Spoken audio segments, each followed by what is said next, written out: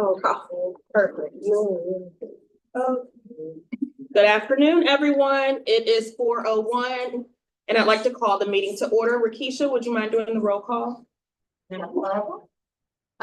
Christy Gonzalez. Here. Ms. Julie Foster Hagan. Here. Pasquale Wynn. Mr. Tony Piante. Ms. Bambi Polozola. Ms. Brooke Stewart. Here. And Mr. Eric Taylor. All right, you have four, you have a quorum. Thank you, Rakisha.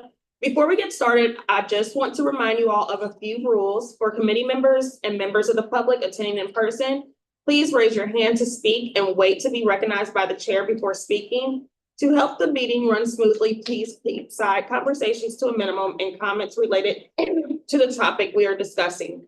For those committee members who are attending virtually, remember you must be on camera and have your first and last name showing to be counted towards our quorum. Please keep microphones muted unless called upon by the chair.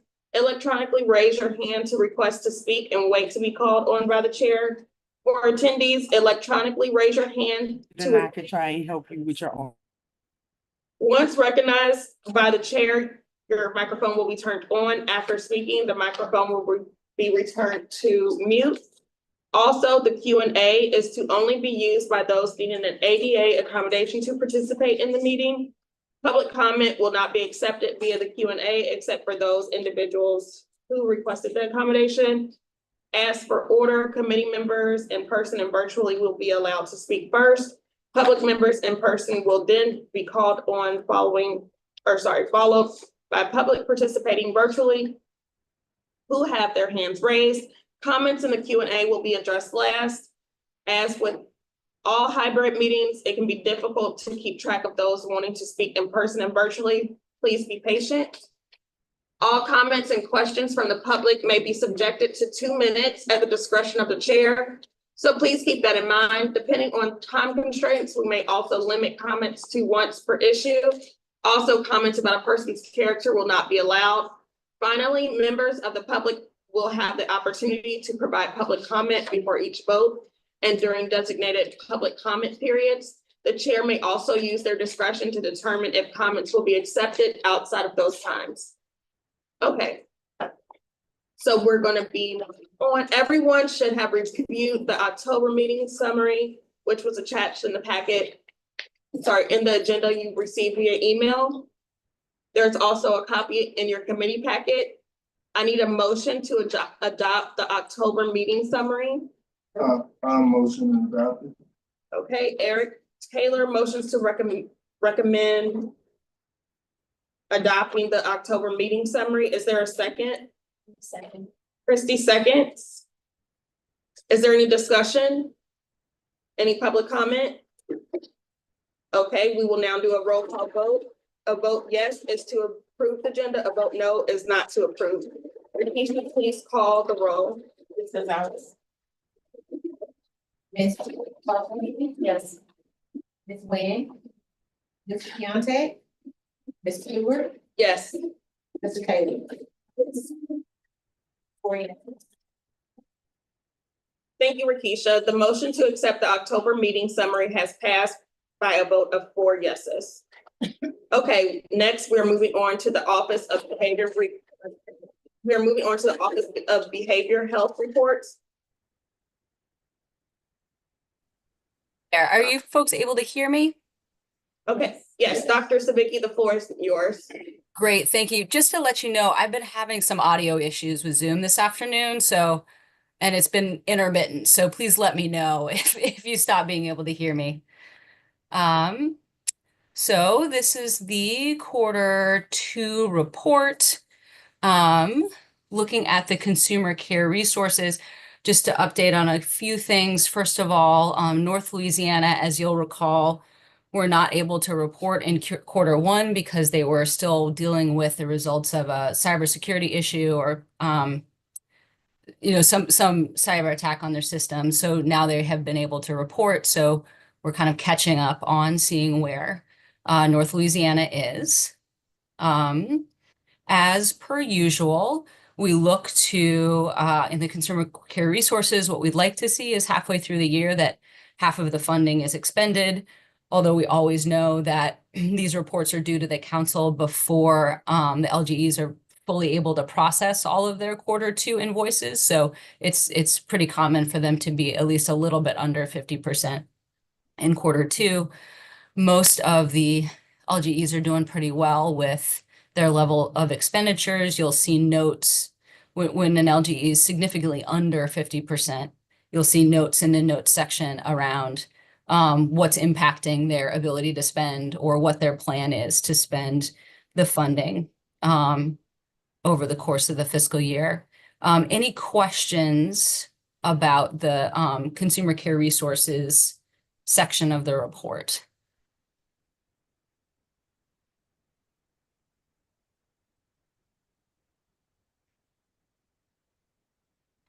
No questions. Flexible family funds. What we look for here is that we look to see that at least 90% of the allocated slots are filled. All of the LGEs are meeting that metric right now. I think it was maybe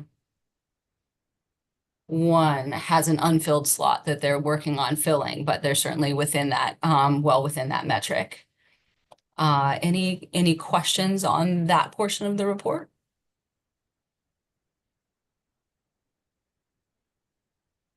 No question. Okay. And then in the supported living section of the report, great, pulling that up now. Similar, this is, traditionally, fewer of the LGEs have these funds allocated, but you're seeing the report of expenditures similarly. Capital area, for example, the same is true for their CCR program. They typically spend these funds later in the fiscal year. So it's pretty typical for them to be reporting 0% spending. At this point in the year, they typically always catch up at the end of the year. And you'll see that quite a few, 3 of the LGEs have expended all of their funding based on, needs in their communities.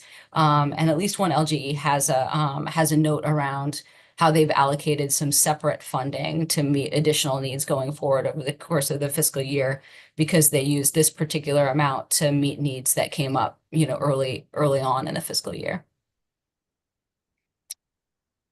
Any questions on that? Oh, no question.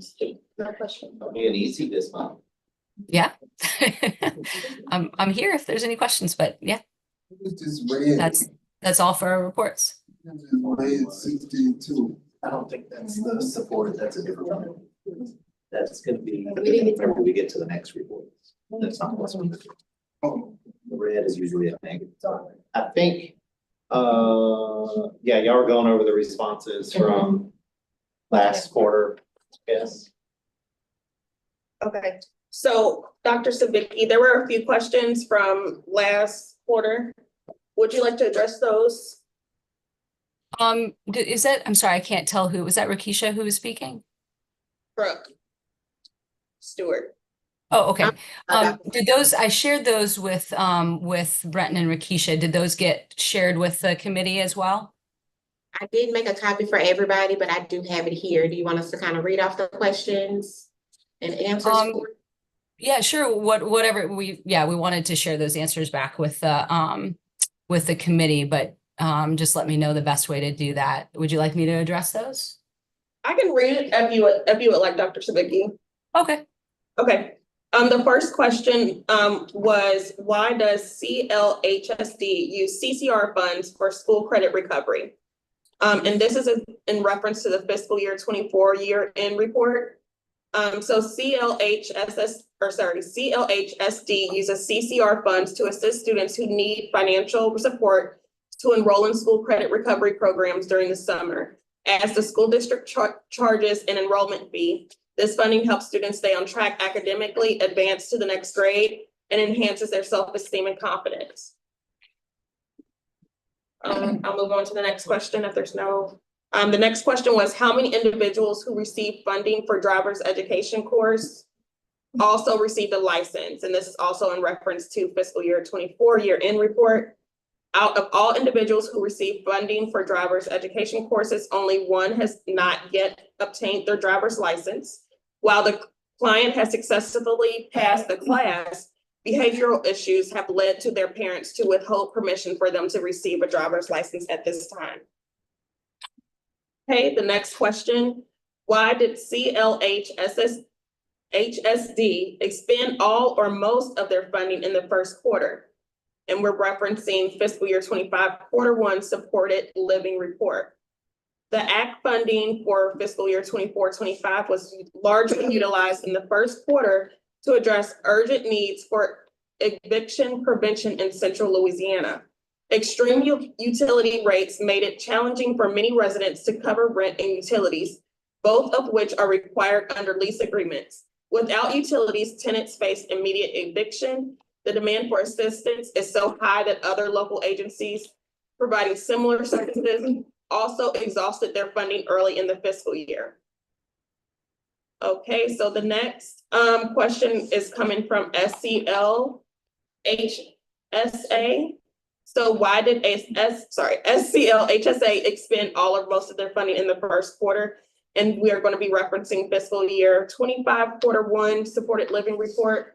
Funds have been used to fulfill direct requests that include but are not limited to utility assistance, rental assistance, furnishings, educational material, etc., as well as payment to peer support specialists for services performed. MHBG funds will be used to fulfill requests received that exceed the $50,000 commitment to the Act 378. Requests from adults, including payments to peer support specialists as of December 31st, 2024, total $75,341. Okay, and this will be the last one from NLHSD. How many individuals who received funding for driver's education courses also received the license? And we're going to be referencing fiscal year 24 year-end report. NLHSD approved 3 requests for payment of the driver education courses in fiscal year 24, and all 3 youth received their license. This assistance is only offered to clients that have proven to be in active treatment and shown that they are responsible enough to follow through. We do not recommend any certain driving school, but will cap the assistance at $500. This includes the 30-hour training course, all testing required by the state to obtain the license. And that concludes the questions and responses.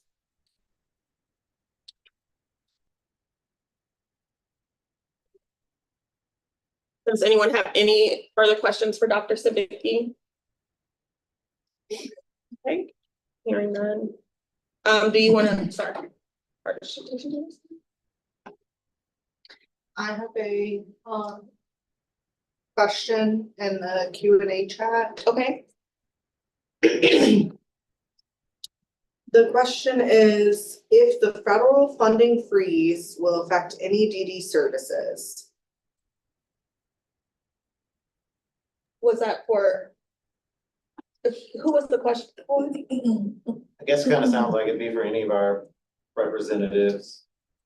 Although I think the services we talk about in this committee are mostly state funded, right? I don't think we have any federally funded programs in this committee that we talk about. So these should be fine. But That's Julie, correct. Kristen. They're all state, these are all state, pure state funded, Okay. so. So these would not be impacted by the freeze that we still don't have much information about. There was a rescission of it by the Trump administration earlier today. Okay. Oh, so she done. Yeah, no official comments, but it's in the news. Okay, thank you, Dr. Savicki. Do you have any more questions before we move on?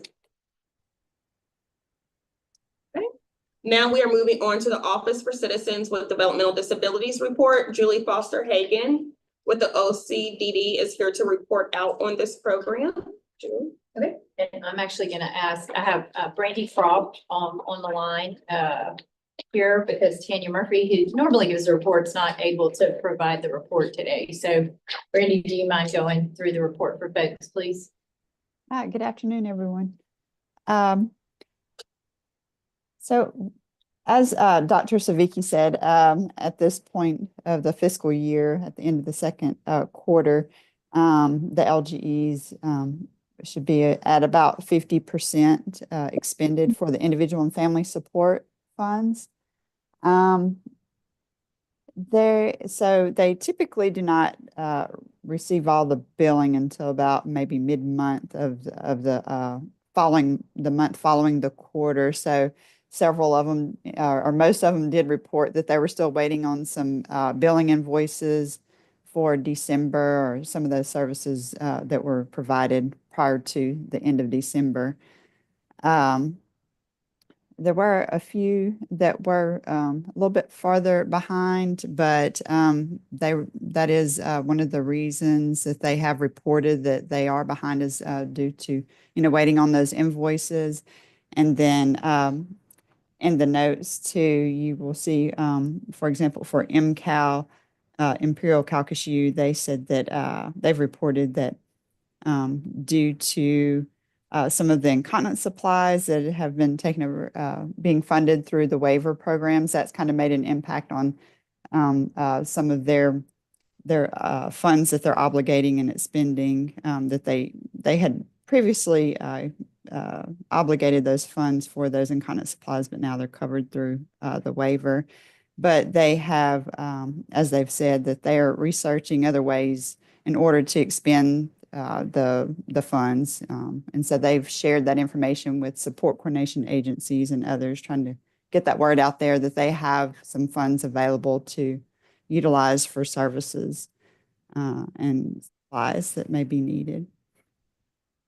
Does anyone have any questions about the individual and family support funding for OCDD?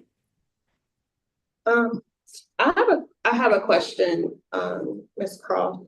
Okay. I was looking at JPHSA. I know you said they do not, their invoices are due. It has a note that invoices are due by January 10th, but do they expect to be up to at least 50%? That is my understanding, is they do expect to be up closer to that 50%. But I can check with them too, just get an update on their expenditures. Okay, and I assume it's SCL? What was that? Central Louisiana Human Services District. Okay. Yeah, they don't have any notes, but they're, I would say, significantly under. But no notes are with. For Central, okay. I think she was talking about South Central, Brandy. South Central. Okay, South Central. I did check with them too about theirs, and they their response was that they have obligated at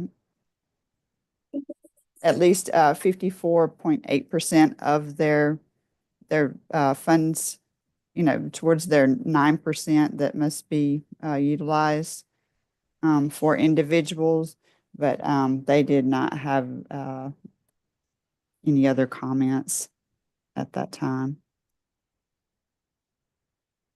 So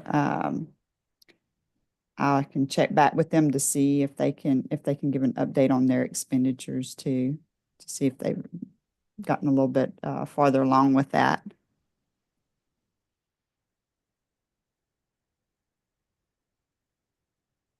Any other? Oh, sorry. I think Eric Yes, had a Eric. question. Excuse me, I got two. I'm talking about it's 2,322 $. The red numbers Yes. on both graphs. Yes. Well, Could you explain, Ms. Croft, the red in both IFS and FFS? Okay, it's my understanding that for Capital Area Human Services District and Jefferson Parish Human Services Authority, that they had some funding that was put over into the flexible family funds to make it available for that, but then it was not needed, so they moved it back into the individual and family support funding budget.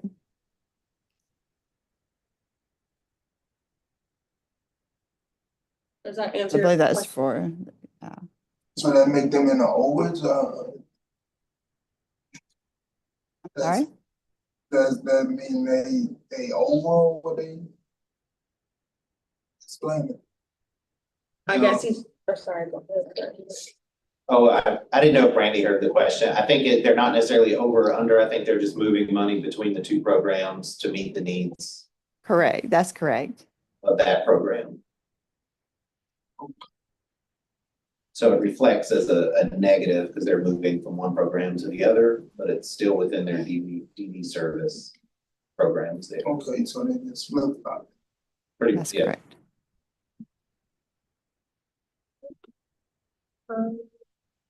Are there any more questions for Ms. Cole?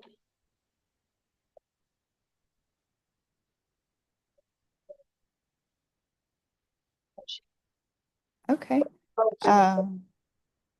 For the flexible family fund, all of the LGEs are at 50%.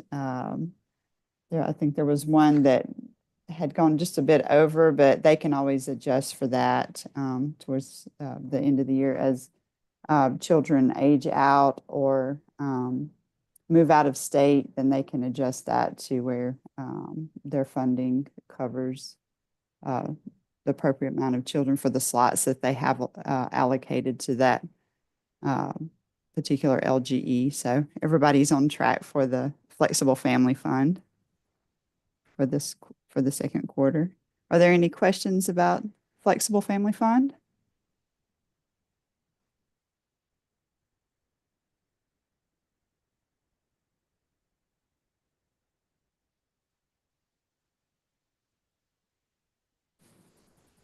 All right.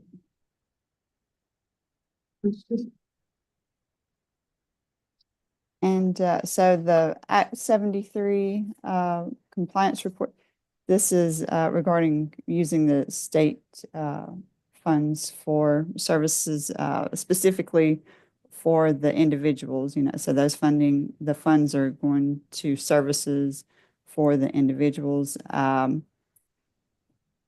There are some that are below the 50%. But that here again is going to be affected by the expenditures from the individual and family support funds for those invoices billing that they have not yet received. So it should hopefully come up as the year goes on and they receive all of that billing. Thanks, Brandy. This is Julie. I'd also just note that if you look at the column, because we do also on this, try to make sure that all of the LGEs have at least allocated the 9% that's required by the Act 73. And you can see that all of the LGEs have allocated at least 9%, some of them more than 9% of their total state general fund budget to the Act 378. Act 378 programs. So central a little short. Am I reading that correctly? 983 would be the 9%, but they have 947. Did I miss them? Sure.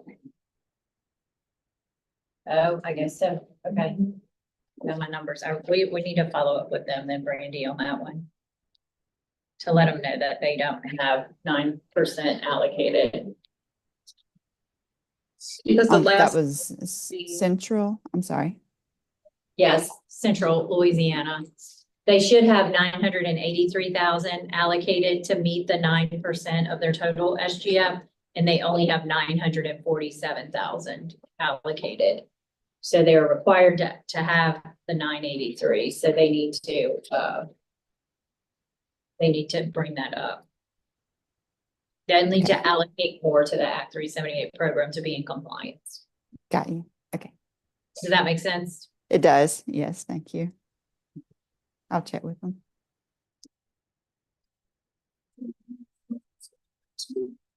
Yes. Yeah. Should be that.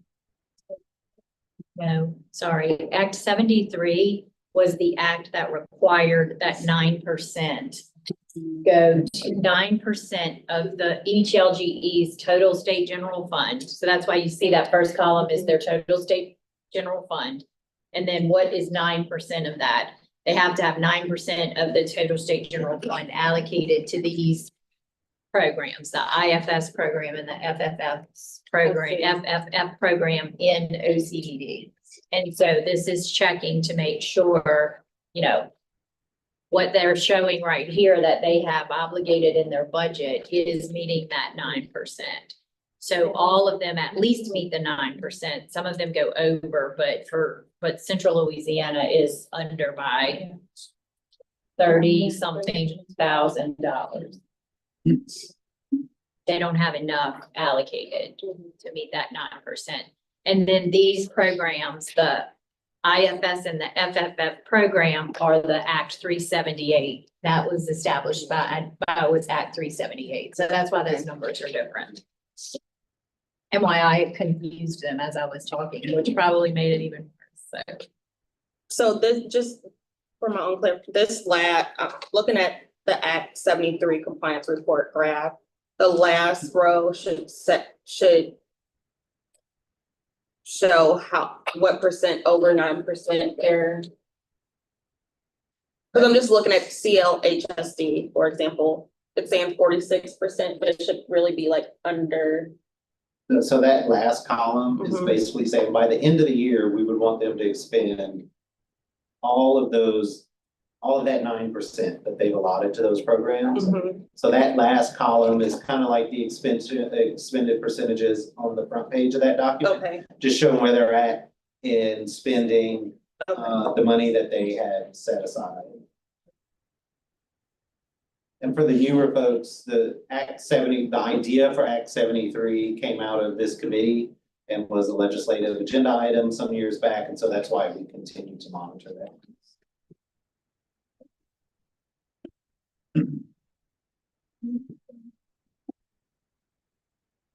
Okay. Thank you, Julie. Do we have any more questions for Julie before we move on? Or Brandy?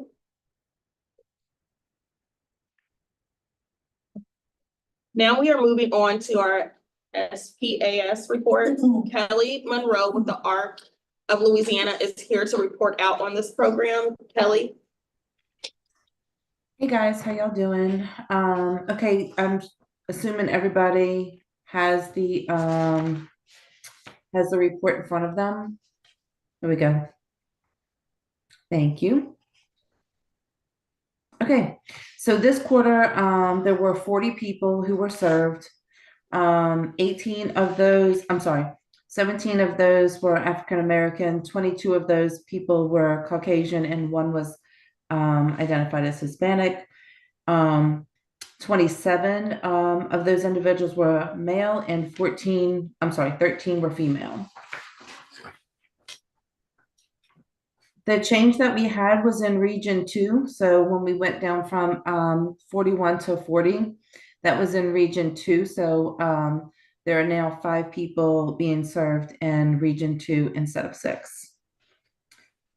If we go down to the next page, 40 people received support coordination. 36 of those people received personal care assistance. 2 of them were either rental or utility assistance. 2 were medical assistance, and there was no one received any type of vehicle or home modifications. So far, well, in the second quarter, we've spent $231,193.03. I know it doesn't seem like it's a whole lot, but we are on target. We do have all the funds that are going to be that are already spoken for through the entire year. So currently the waiting list is at 104 people. There was a mistake right there where it says 90. It should have been 104, so I apologize for that. In Region 1, there's 24 people. Region 2, there's 23. Region 7, there's 8, and that's where the changes were, the additional people that, that made the change, the increase to 104. And of those people, the demographics of those people were, are 43 of those people are African American, 49 of those people are Caucasian, 1 is Hispanic, 1 is Caucasian Asian, and there are 10 that are unknown with the demographics. They never completed the application, so we've reached out to them, but they have not responded. 47 of those people are male and 57 are female. And then if you go to the next page, it is 88 of those people are interested in PCA services. 14 are interested either home modifications or vehicle modifications. 2 for dental services. 37 people interested in either medical equipment or some type of supplies. 2 for rental or utility assistance, and 1 in some type of therapy. I want to say that it was physical therapy, but I'd have to ask, I would have to ask Whitney, because I didn't get that clarified before I left the office, so I apologize for that. And then the next thing, you guys had asked about a while back for us to kind of like find out if people were receiving other services and if they applied for other services. So that's what this next chart will show.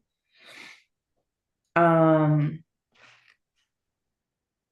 it's there are two actual applicants that are not eligible for any services, but if you look at the chart, these are the people who have applied or are currently receiving other services right there. And that's it. I don't know if anybody has any questions. I know that was really quick, but there really was no changes from last quarter to this one besides that one person. So, Kelly, I have a question. Out of the 104 people on the waiting list, 40 are receiving other services. Yes. Okay. Yep. And then 32 people have applied for services. And then the others just nothing.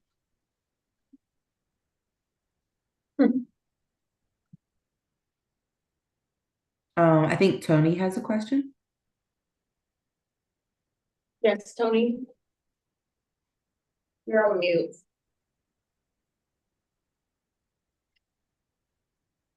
I think you're still muted, Tony.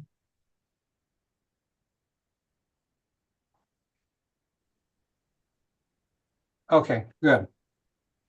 For that transportation part, is that kind of normal or not? For not just our region, but for Louisiana especially? Well, we have provided that we have paid for transportation services, but it is rare that they ask for that. I think we've done it a couple of times, but as of right now, no one's requesting that. Because I can say with experience, being with Families Helping Families in my Region 4 area, we need to get more insight and more detail, a lot more than UO Lafayette. Mm-hmm. They have a bus. We don't have anything close to that. And we're still working with my 2 representatives, Blake and Bo Boyer, and they're just endlessly working on their end to get something, but we still just have an Uber. And that does not help us at all here. It's just so one Uber does probably 2 or 3 routes, and that's it. Mm-hmm. That's just where we are. Yeah, transportation I'm is not- an issue. I'm for not a long liking time. that. People in my area with Miss Christie on the board with us, Mm-hmm. she and I have gone so many times, but I mean, it's just, it could be so much better. Yeah, absolutely. Thank you for that. Yeah. Oh, and I meant to tell you guys, if we wanted to serve everybody on the waiting list, it would cost 2.6 million. Well, almost Oh, yeah. 2.7. I guess I can go.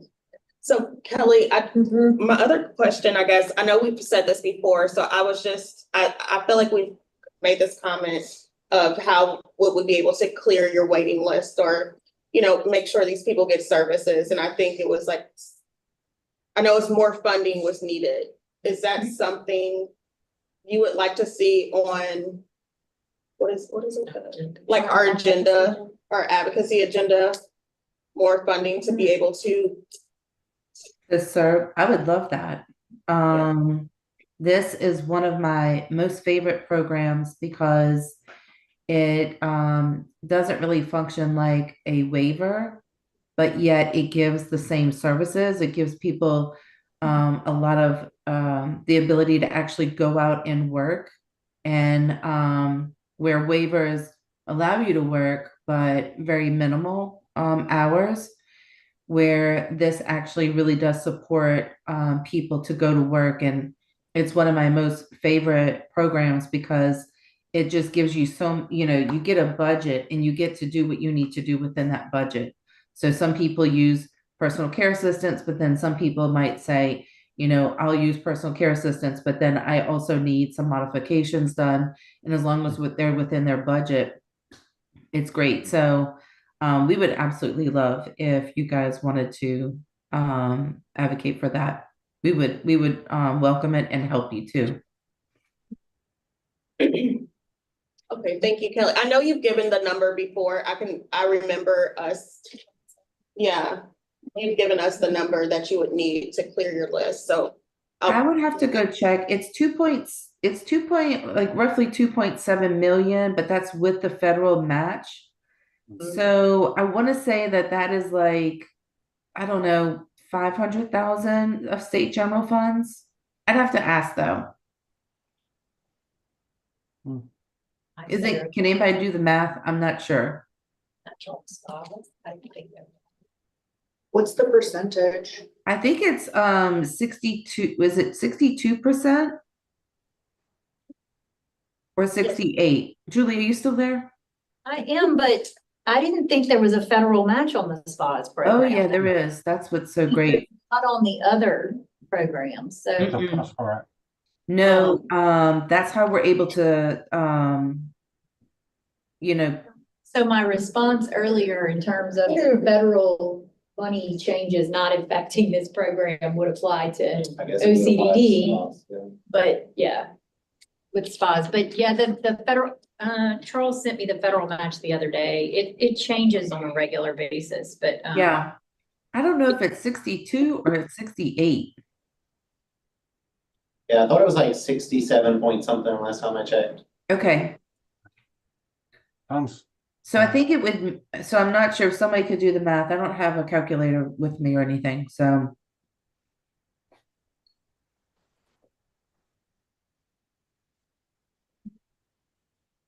I want to say state general fund dollars would have been like, I don't know, somewhere around 500,000 or something like that.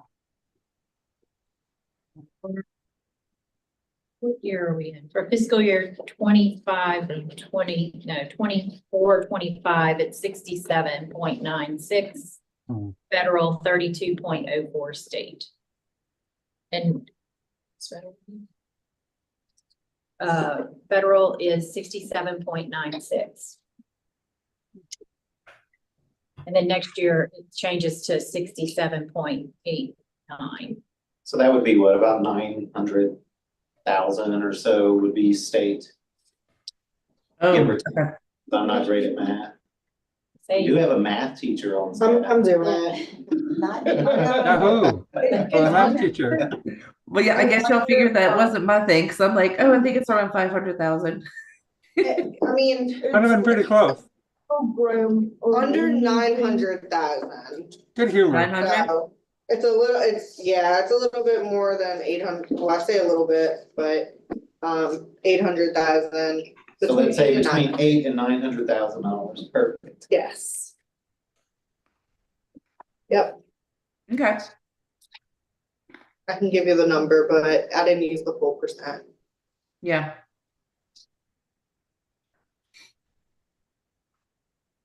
There's a hand raised. Oh, yes, I'm so sorry. I was doing all that math. Melinda Elliott. Yes, Miss Elliott. Hey, good afternoon. I was thinking along the same lines. One of the things that came up in the LaCan community input meetings was about an increase in DSW wages. Could we add that to the agenda as well? How does that work? We can bring the recommendations to the planning committee. Yes, Jill? I'm kind of confused, like, why are we talking about reshaping the legislative agenda? It's that, and looking, this Mimi, when is looking roundtable start? To the roundtable stuff? Yeah. This changed the other day. Mid-February is when the first one starts. So, I think they were thinking about maybe next year or moving forward. In the future, not right now. so 2025, the agenda is set. Mhm. Okay, my bad, I'll pay attention, thank you. Great. Thank you, Kelly. Do we have any more questions for Kelly before we move on? Okay, thanks, guys. Thank you. Okay, does anyone on the committee have any other announcements to make? Do we have anyone wishing to share public comment? Oh, wait, we're not supposed to make a motion.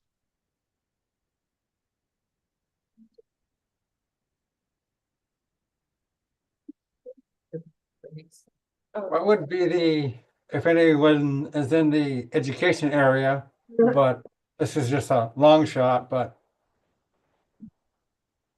per se, like for the high school seniors that are graduating from high school or college, what is the actual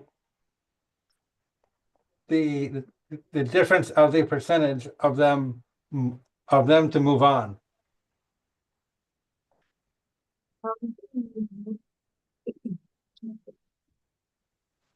Would anyone know that? Percentage of moving on to what, Tony? From high school, graduating into college? Oh, okay. Oh, I think, Tony, I think that would have been for the last meeting. I'll pass that on to Renata so she can get in Yeah. contact with the answer. Because I'm in that area as well with not just us here, but Families Helping Families when we have our meetings too, so. And I know it fluctuates, so. Yeah, maybe we can ask Meredith to give an update on that. Right. Wonderful. Okay. I hereby join this meeting at 4:44. Make a wish. Thanks, everyone. Y'all too, take care. Is